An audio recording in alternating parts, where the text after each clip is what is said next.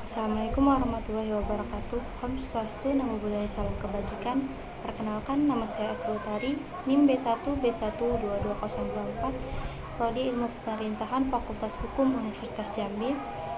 Sini saya akan membuat video untuk memenuhi tugas mata kuliah Potensi Keuangan Daerah Berbasis Lingkungan yang diampu oleh Bapak Alfa Beriansyah, SIP, MIP. Sini saya akan menjelaskan atau memaparkan materi mengenai Sustainable Development Goals atau biasa disingkat SDGs. Baik, kita masuk ke pengertian SDGs. Tujuan pembangunan berkelanjutan atau dalam bahasa Inggris Sustainable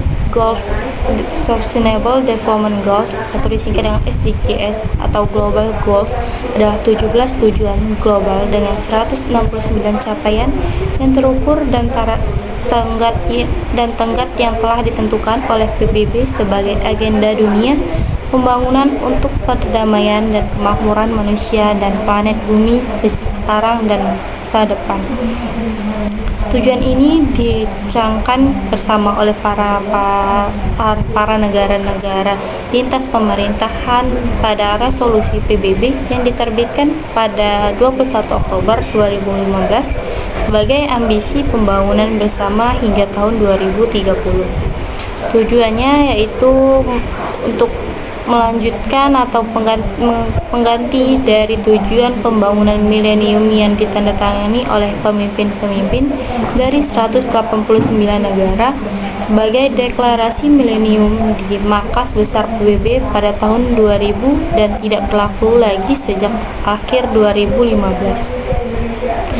17 tujuan tersebut yaitu antara lain yang pertama tanpa kemiskinan, yang kedua tanpa kelaparan, dan yang ketiga kehidupan sehat dan sejahtera, yang keempat pendidikan berkualitas, yang kelima kelestarian kesetaraan gender, yang keenam air bersih dan sanitasi layak, yang ketujuh energi bersih dan terjangkau, kedelapan pekerjaan layak dan pertumbuhan ekonomi, yang ke-9 industri, inovasi, dan infrastruktur, yang ke-10 berkurangnya kesenjangan, kemudian selanjutnya ke-11 kota dan komunitas berkelanjutan, yang ke-12 konsumsi dan produksi yang bertanggung jawab, yang ke-13 penanganan perubahan iklim, ke-14 ekosistem laut, ke-15 ekosistem daratan, dan yang ke-16 perdamaian, keadilan, dan kelembagaan yang tangguh, dan yang terakhir yaitu kemitraan untuk mencapai tujuan. Selanjutnya sejarah SDGs dimulai pada pertemuan puncak milenium PBB pada tahun 2000 di mana 189 negara sepakat untuk mencapai tujuan utama pada tahun 2015. Sejarah konsep SDGs dimulai dengan pemilihan 17 tujuan oleh PBB melalui suara pada tahun 2015 yang kemudian dipromosikan lagi sebagai tujuan global pembangunan untuk berkelanjutan pada periode 2015 sampai 2030. Dan menggantikan 8 Millennium Development Goals atau MDGs. SDGs direncanakan untuk menjawab tantangan terbesar dunia dan semua tujuan ini saling terkait. Tujuan ini adalah panggilan universal untuk tindakan yang berkelanjutan terhadap ancaman perubahan iklim, memiliki dampak positif dalam cara kita mengelola sumber daya alam yang rentan, kemudian mempromosikan kedamaian dan masyarakat inklusif, selanjutnya mengurangi ketidaksetaraan dan kontribusi pada kemajuan ekonomi. Masuk ke konsep dari SDGs, yang pertama menghapuskan kemiskinan ekstrim dan kelaparan, yang kedua mencapai pendidikan dasar yang universal, yang ketiga yaitu mempromosikan kesetaraan gender dan pemberdayaan perempuan, kemudian yang keempat mengurangi angka kematian pada anak, yang kelima meningkatkan kesehatan kepada ibu, yang keenam memerangi HIV atau AIDS, malaria, dan penyakit lainnya, yang ketujuh yaitu menjaga kelestarian lingkungan, dan yang kedelapan adalah membangun kemitraan global untuk pembangunan. Dari konsep tersebut Tujuannya untuk yang konsep pertama yaitu kan menghapus kemiskinan ekstrim dan kelaparan.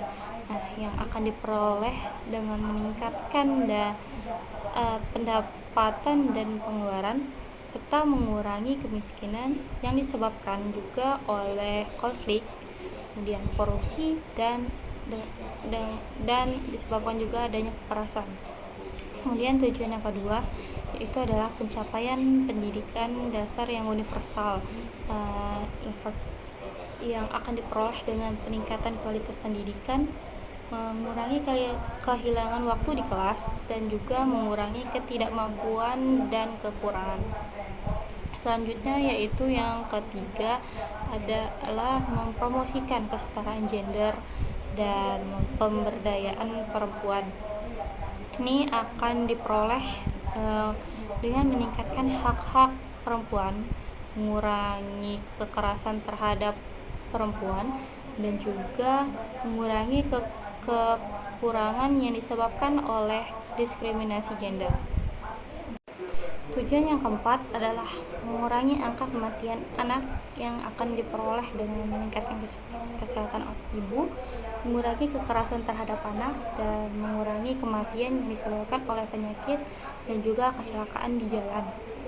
Kemudian yang kelima adalah meningkatkan kesehatan ibu yang diperoleh dengan meningkatkan kesehatan maternal dan meningkatkan kewajiban kesehatan. Kemudian yang keenam yaitu adalah memerangi HIV atau AIDS, malaria, dan penyakit lainnya yang akan diperoleh dengan memperluas akses ke kesehatan, kemudian mengurangi penggunaan obat-obatan yang tidak diperlukan, dan juga mengurangi penyebaran penyakit. Kemudian konsep yang kelima yaitu adalah menjaga kelestarian lingkungan yang akan diperoleh dengan mengurangi pencemaran lingkungan, kemudian juga mengurangi penggunaan bahan bakar fosil dan mengurangi penggunaan sumber daya alam yang tidak terbarukan. Kemudian selanjutnya yaitu adalah pembangunan kemitraan global yang untuk pembangunan yang akan diperoleh dengan mengurangi kekerasan dan mengurangi penggunaan senjata dan mengurangi juga penggunaan senjata kimia. Selanjutnya indikator dalam konsep SDGs. Indikator dalam konsep tujuan pembangunan berkelanjutan atau SDGs digunakan untuk mengukur kemajuan terhadap setiap tujuan. Indikator ini mencakup berbagai aspek yang mencerminkan kondisi sosial, ekonomi, dan lingkungan. Indikator dalam konsep SDGs ini berfungsi sebagai alat untuk mengukur kemajuan terhadap setiap tujuan pembangunan yang berkelanjutan atau dalam metode disebut dengan SDGs ini tersendiri. Indikator ini mencakup berbagai aspek yang mencerminkan kondisi sosial, kemudian ekonomi, dan juga lingkungan. Indikator ini digunakan untuk memantau dan mengukur kemajuan terhadap tujuan-tujuan dari SDGs yang meliputi berbagai aspek yang penting seperti kesehatan, kemudian pendidikan, kesejahteraan, perubahan iklim, dan kesejahteraan lingkungan. Kemudian juga indikator SDGs ini mencakup berbagai aspek yang penting seperti angka kematian pada anak, kemudian kesehatan maternal, kesehatan umum, pendidikan dasar, dan pendapatan dan pengeluaran, kemiskinan, kesejahteraan sosial, kesejahteraan ekonomi, dan kesejahteraan lingkungan, dan juga kemajuan teknologi. Indikator ini digunakan untuk mengukur kemajuan terhadap setiap tujuan SDGs tersebut yang meliputi 17 tujuan yang berbeda-beda. Indikator SDGs ini digunakan untuk mengukur kemajuan terhadap setiap tujuan yang akan membantu negara tersebut dan organisasi internal untuk membuat keputusan yang terbaik dan efektif dalam mencapai kesejahteraan yang lebih luas. Dan juga indikator ini juga digunakan untuk mengukur kemajuan terhadap kesejahteraan sosial, ekonomi, dan lingkungan yang akan membantu negara dan organisasi internal tadi untuk mengurangi kemiskinan, kemudian kematian pada anak, dan penyakit yang disebabkan oleh penyakit dan kecelakaan jalan. Selanjutnya, indikator SDGs ini juga digunakan untuk mengukur kemajuan terhadap kesejahteraan lingkungan yang akan membantu negara dan organisasi internal untuk mengurangi pencemaran lingkungan, mengurangi penggunaan bahan bakar fosil, dan mengurangi penggunaan sumber daya alam yang tidak terbarukan. Dan indikator ini juga digunakan untuk mengukur kemajuan terhadap kesejahteraan ekonomi yang akan membantu negara dan organisasi internasional untuk memperluas akses kesehatan, kemudian mengurangi penggunaan obat-obatan yang tidak diperlukan, dan juga mengurangi penyebaran penyakit. Dan selanjutnya yaitu indikator SDGs juga digunakan untuk mengukur kemajuan terhadap kesejahteraan sosial yang akan membantu negara dan organisasi internasional tersebut untuk meningkatkan hak-hak perempuan, mengurangi kekerasan terhadap perempuan, dan juga untuk mengurangi kekurangan yang disebabkan oleh diskriminatif ke gender.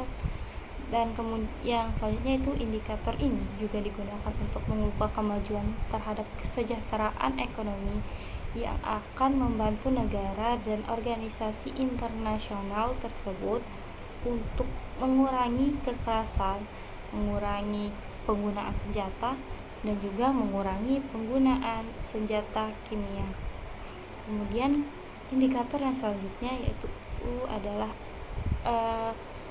alat penting untuk mengukur kemajuan terhadap tujuan-tujuan penggunaan global yang akan membantu secara organisasi internasional untuk mencapai kesejahteraan yang lebih luas dan juga mengurangi kemiskinan.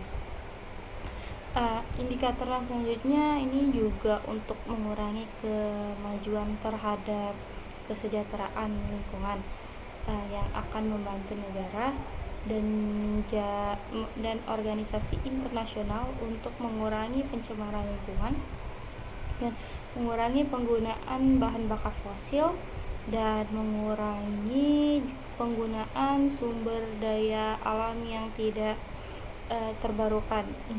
Kemudian indikator selanjutnya itu juga digunakan untuk mengurangi kemajuan terhadap kesejahteraan ekonomi yang akan membantu negara dan organisasi internasional untuk memperluas akses kesehatan, mengurangi penggunaan obat-obatan yang tidak diperlukan. Selanjutnya contohnya yaitu persentase penduduk yang hidup di bawah garis kemiskinan, kemudian tingkat kelaparan dan kekurangan gizi, kemudian angka harapan hidup, persentase anak yang menderita stunting atau kekurangan gizi. Selanjutnya yaitu tingkat akses dan kualitas pendidikan, dan selanjutnya persentase perempuan yang mengalami kekerasan atau diskriminasi, kemudian persentase populasi yang memiliki akses terhadap air bersih dan sanitasi yang layak, dan selanjutnya konsumsi energi per kapita, dan kemudian yang terakhir yaitu persentase populasi yang memiliki akses terhadap pekerjaan layak. Kesimpulannya adalah indikator dalam konsep tujuan pembangunan berkelanjutan atau SDGs ini digunakan untuk mengukur kemajuan terhadap 17 tujuan utama yang mencakup aspek-aspek seperti pengentasan kemiskinan, kesehatan, pendidikan, kesetaraan gender, keberlanjutan lingkungan, dan perdamaian. Nah, dengan kita memantau indikator ini, kita dapat mengevaluasi pencapaian tujuan pembangunan dan keberlanjutan secara holistik dan memastikan bahwa tindakan yang diambil menuju tujuan tersebut efektif dan berkelanjutan. Nah, Sekian yang mungkin bisa saya sampaikan, kurang dan lebihnya dan apabila ada salah-salah kata saya akhiri. Saya mohon maaf sebesar-besarnya dan saya akhiri. Wassalamualaikum warahmatullahi wabarakatuh.